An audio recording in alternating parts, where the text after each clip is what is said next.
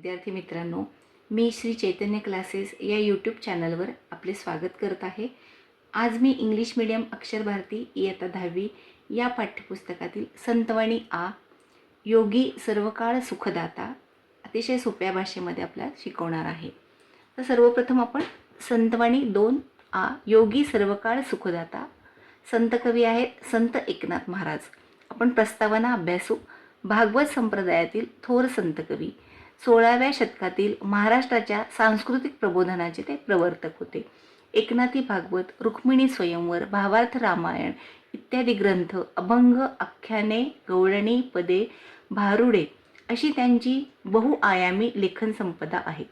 बहुशुश्रुता, समन्वयशीलता, सामान्यांच्या उद्धारांची तळमळ, अलंकारिकता, पौराणिक कथासंदर्भ, सुबोधता हे संत एकनाथाच्या काव्यांचे प्रमुख वैशिष्ट्ये आहेत। प्रस्तुत अभंगामध्ये योगी पुरुष आणि पाण्याची तुलना केली असून योगी पुरुष हा पाण्यापेक्षाही कसा श्रेष्ठ आहे हे विविध दृष्टांतातून संत एकनाथ यांनी स्पष्ट केले आहे। आपण सर्वप्रथम आता ही संतवाणी अभ्यासू। जेवी चंद्रकिरण चकोरासी, पांखोवा जेवी पिलियांसी, जीवन जैसे का जीवासी, तेवी सर्वांसी मृदुत्व। जळवरीवरी क्षाळी मळ, योगिया सभ्याय करी निर्मळ, उदक सुखी करी एक वेळ, योगी सर्वकाळ सुखदाता। उदकाचे सुखते किती, सवेची क्षणे तृषिते होती, योगी यादे स्वानंद तृप्ती, सुखासी विकृती पै नाही। उदकाची जे मधुरता, ते रसनेसीची तत्वता, योगियाचे गोडपण पाहता, होय निविता सर्वेंद्रिया। मेघमुखे अधपतन, उदकाचे देखोनी जाण, अधपाते निवती जन, अन्नदान सकळांसी। तैसे योगियासी खालुती येणे, जे इहलोकी जन्म पावणे, जन निववी श्रवण कीर्तने, निज ज्ञाने उद्धरी। आता आपण ह्याचा भावार्थ अभ्यासू। अतिशय सोप्या भाषेमध्ये याचा आपण स्पष्टीकरण करणार आहोत। तर सर्वप्रथम जेवी चंद्रकिरण चकोरासी, जेवी म्हणजे ज्याप्रमाणे, पांखोवा जेवी पिलियासी, जीवन जैसे का जीवांसी, जीवन म्हणजे पाणी, जीवांसी म्हणजे सगळ्या मनुष्यमात्रांसी, सर्वांसी मृदुत्व। आता पाणी आणि योगी पुरुष यांची तुलना करताना संत एकनाथ महाराज म्हणतात की ज्याप्रमाणे चकोर पक्षाला चंद्रकिरण हवे असतात, म्हणजे चकोर पक्षी हा काल्पनिक आणि हा चंद्रकिरण पिऊन जगतो अशी ही कल्पना आहे।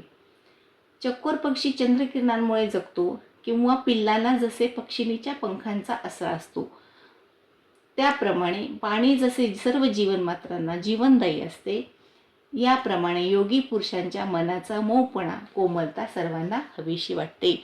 मृदुत्व म्हणजे कोमलपणा। जळ वरीवरी क्षाळी मळ, योगिया सभ्याय करी निर्मळ। तर जळ म्हणजे परत पाणी, वरीवरी म्हणजे वरचा, क्षाळी मळ म्हणजे धुणे, योगिया सभ्याय करी निर्मळ, सभ्याय म्हणजे अंतर्बाह्य, निर्मळ म्हणजे स्वच्छ। परत उदक सुखी करी एक वेळ, उदक म्हणजे पाणी, योगी सर्वकाळ सुखदाता।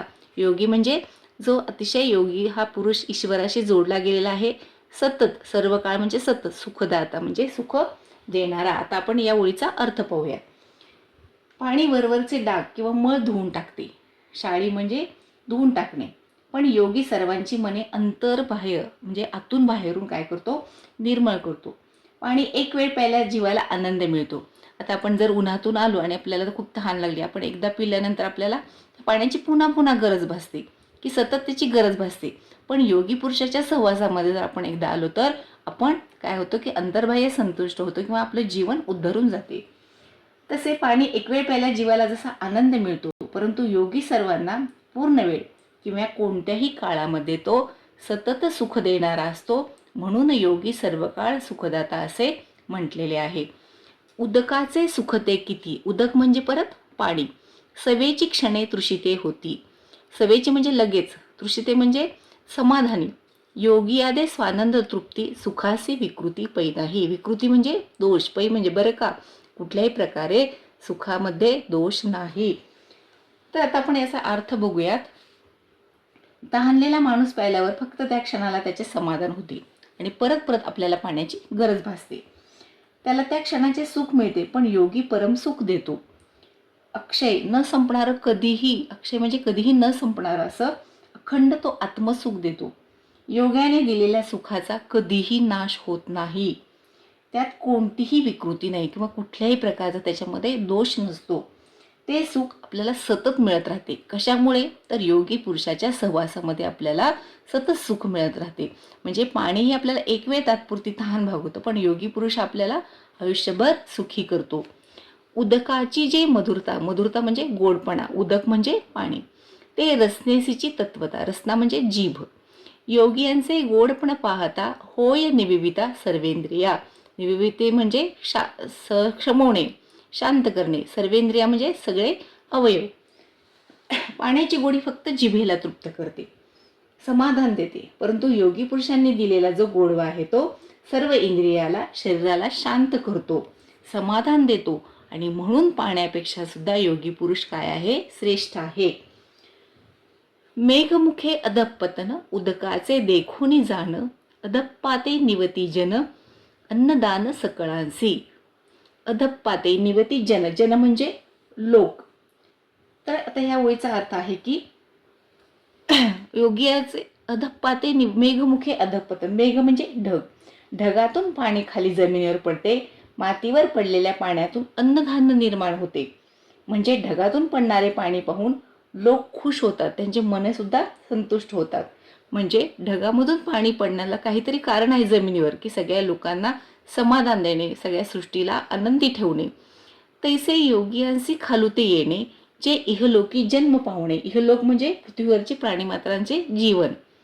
जन निववी श्रवण कीर्तने निजज्ञाने उद्धरी. जन म्हणजे लोक, श्रवण कीर्तन म्हणजे श्रवण कीर्तनामधून, चांगल्या आचरणामधून, निजज्ञाने उद्धरी.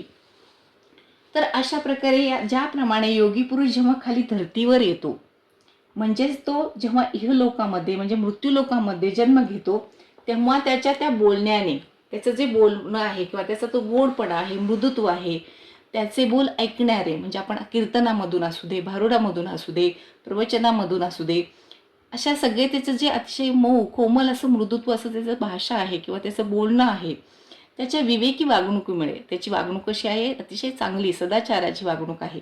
त्यामुळे लोकांची मने काय होतात? समाधानी होतात. कारण आपण चांगल्या व्यक्तीच्या लोकांमध्ये किंवा सहवासामध्ये आलो तर आपलं जीवनसुद्धा उद्धरून जातो. तशाच प्रकारे योगी पुरुषाच्या सहवासामध्ये आलो तर आपलं सुद्धा जीवनाचा काय होतो? सार्थक होतं आणि समाधानी होतं. विवेकी वागणुकीमुळे लोकांची मनंसुद्धा कसे होतात? समाधानी होतात.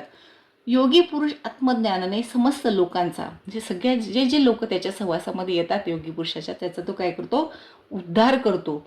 अशा प्रकारे आपल्याला प्रत्येक उदाहरणाद्वारे पाणीही श्रेष्ठ असले तरी सुद्धा पाण्यापेक्षा सुद्धा योगी पुरुष कसा श्रेष्ठ आहे या पद्धतीने अनेक उदाहरणाद्वारे त्यांनी आपल्याला पटवून देण्याचा प्रयत्न केलेला आहे. अनेक उदाहरणाद्वारे त्यांनी आपल्याला योगी पुरुष हा पाण्यापेक्षा अतिशय श्रेष्ठ आहे हे सांगितलेले आहे, स्पष्ट केलेलं आहे. तर हा योगी हा म्हणून सर्व काळ सुखदाता, सुख देणारा असाच आहे आणि म्हणून तो पाण्यापेक्षा सुद्धा श्रेष्ठ आहे असे संतवाणी मध्ये संत एकनाथ महाराजांनी सांगितलेले आहे. जर तुम्हाला हा माझा व्हिडिओ आवडला असेल तर तुम्ही या चॅनलला लाईक करा, शेअर करा आणि सबस्क्राईब करा.